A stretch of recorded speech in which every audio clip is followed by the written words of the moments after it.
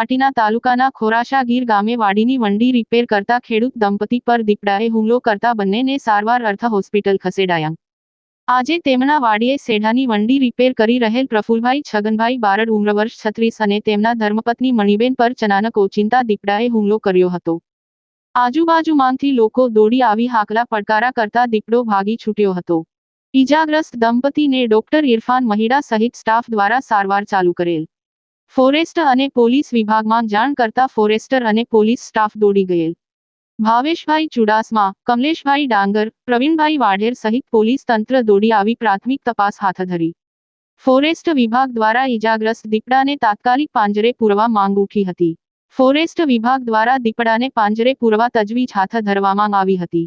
Report Pratap Sisodia. મારું નામ છગનભાઈ નારાયણભાઈ બારડ, ખોરાસા વાડીએ અમે મંડીનું કામ રિપેર કરતા હતા। અમારો દીકરો અને પુત્રો હતું બે, અને દીપડો લગાડી। મારી એવી માંગ છે અમારી કે દીપડાને સરકારી તંત્ર પાંજરે પૂરે એમ।